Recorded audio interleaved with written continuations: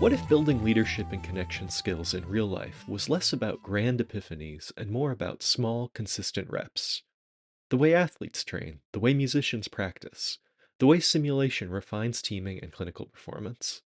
Push ups, sit ups, building up your cardio. We put challenges and weights in front of ourselves to get fit. We embrace no pain, no gain. Yet when we find something difficult in real life, especially an interpersonal something, we often skitter away.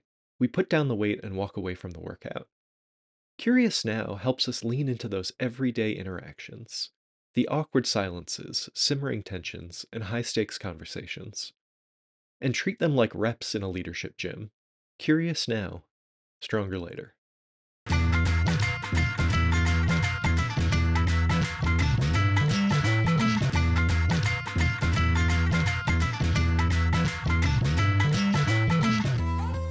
Welcome back to Curious Now from the Center for Medical Simulation. I'm Jenny Rudolph with our guests Janice Palaganas and Laura Rock.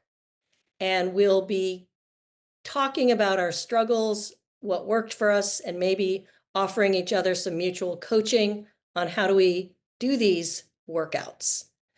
But let me remind you who's here and invite them to introduce themselves. Janice. Hi, I'm Janice Palaganas. Thanks for having me, Jenny. I'm the founding director of the Center of Excellence in Healthcare Simulation Research at MGH Institute of Health Professions. Welcome, Janice. And Laura.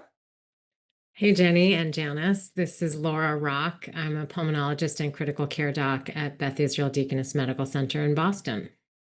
Welcome, Laura. And let me remind our listeners that occasionally you'll hear the voice of our producer, James Lipshaw, from time to time. And James, glad you're here.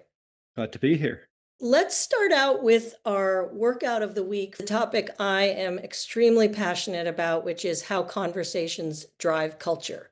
And what I love about this is something that seems unchangeable, immutable, set, and we just got to deal with it, i.e., the culture of our unit, the culture of our family, the culture of whatever situation we're in, the organizational culture, is actually something that we can change by how we talk. And when we open up conversations in a way that invites input and reflection, we are slowly but inevitably chipping away at a culture of silencing and indirectness. And we're kind of trying to, not even necessarily trying, we are changing it gradually.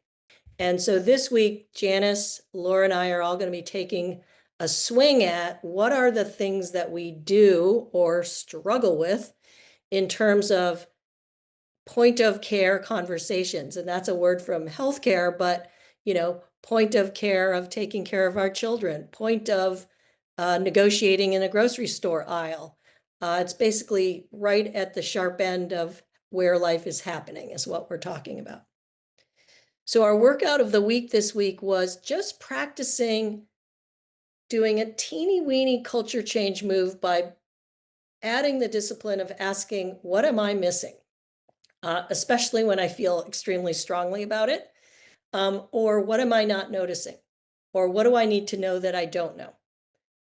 So Laura, Janice, love to hear how that's gone for you. And Janice, maybe I'll lead off with you.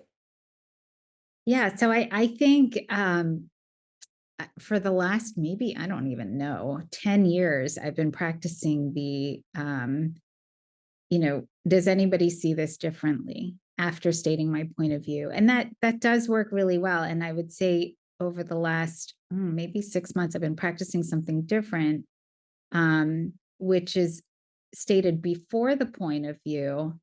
And it's just an injection of my own vulnerability, of my own point of view, saying something like, I wasn't there, so I didn't see everything. Or I was, looking this way, or I was busy doing something, or my mind was somewhere else. And this is what I'm taking away, or what I did observe. And that seems to cover almost everything there. Like it almost asks that question of what am I not noticing? What's your take? Does anybody see it differently? And it invites them to fill that gap. So what do you all think of that approach? Well, I find myself, of course, liking it, but I often think about what is it that keeps you or keeps me coming back to doing it? Like, what's the payoff? We can think of it as sort of a virtuous good thing to do to avoid being guided with our blind spots in place or trying to fill in our blind spots. Seems like a great idea. But what keeps you coming back on that, Janice? Why do you continue to do it? We all see what we want to see, or we all see what we can see, or we all see what we can select in that moment. And so I think it's a natural way of engaging people to help you understand what happened. I remember the first time when I was a resident at Stanford, 25 years ago, I remember there was this situation where one of the surgical services wanted to admit this patient to the medicine service right before Thanksgiving week because they had missed their radiation and they had developed really severe lymphedema or, a lot of swelling in the legs, and they had to be admitted. And they had no no abnormalities related to like internal medicine. Like their vitals were normal. It was mostly a logistical admission. And I remember saying to the other resident, so let me just make sure I understand the situation and like, see if I'm missing something. And I kind of repeated back the story, tried to stay like really grounded in the data, and then say like, do I have it right? Because I feel like maybe I don't have the whole picture because it doesn't, you want to admit this patient to medicine. And, there's always this turf battle of like, does this patient belong on my service? There's always time pressure. There's always like what's really right for the patient. And also as a resident, you're always thinking about your own workload. And just by stating back the data and just saying, am I missing something?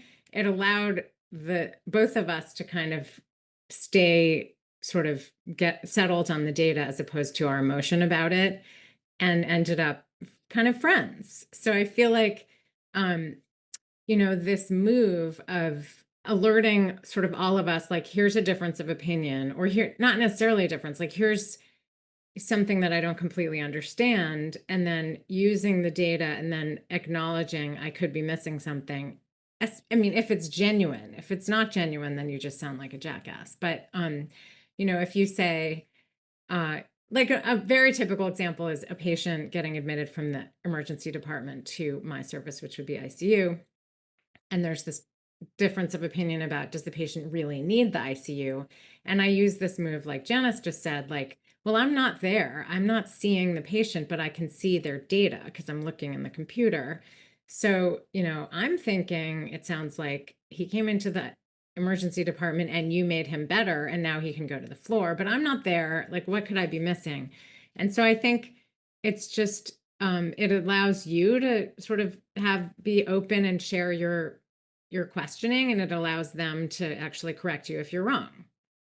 Yeah, so Laura, I want to restate something you said at the beginning and then you've illustrated twice, which is when we ask, what am I missing? Or Janice, your move, I'm not there, I wasn't there, what did happen?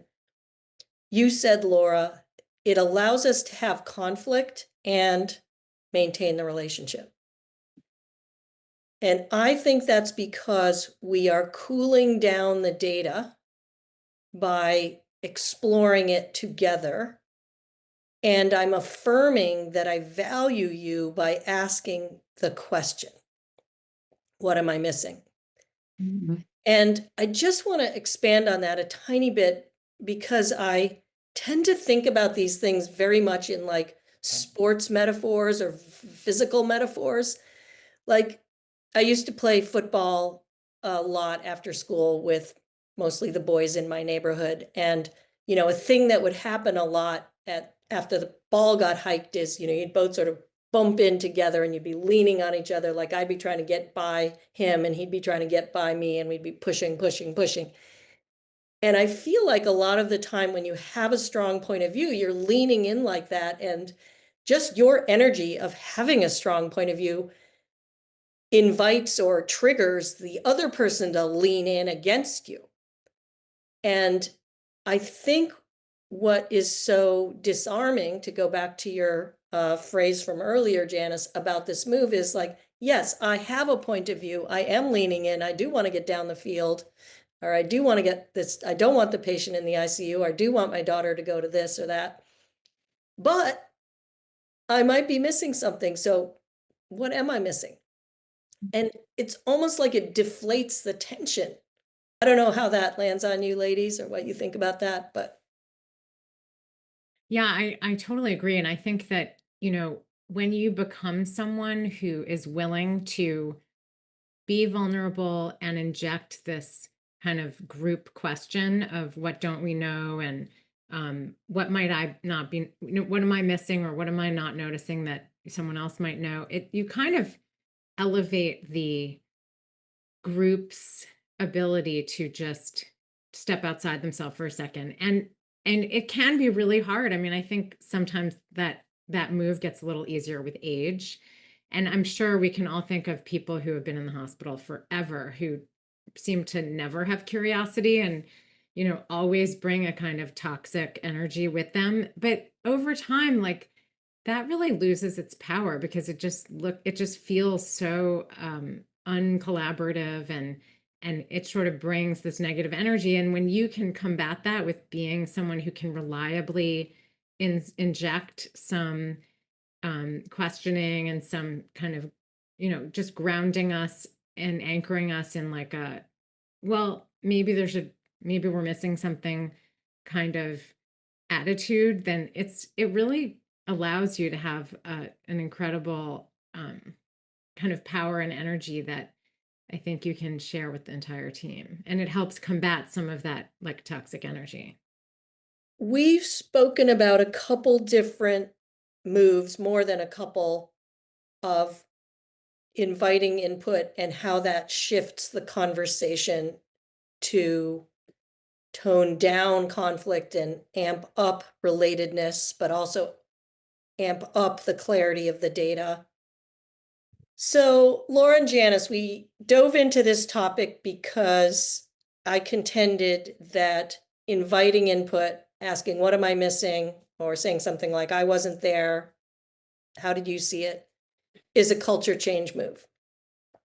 And I think implicitly your examples have given us some really clear sense of that it changes the culture by affirming my relatedness to you because I care what you think about. And that is a move that warms up the culture in favor of relationships. It also cools down arguments about data, which I think also changes the culture, which is we can disagree, but we can do it in a neutral to civil way that lets us get more clarity. And I think the meta impact of all of this is to reassure people that their point of view matters, that they'll be seen and they'll be heard. And that's so important for retaining employees, for having kids trust you. And so I think this small move of inviting input affirms a lot of positive aspects of culture. All right, Janice and Laura, thank you so much for joining us. Janice, hope to see you next week. See you next week. And Laura, thank you. Always a lot of fun, Jenny.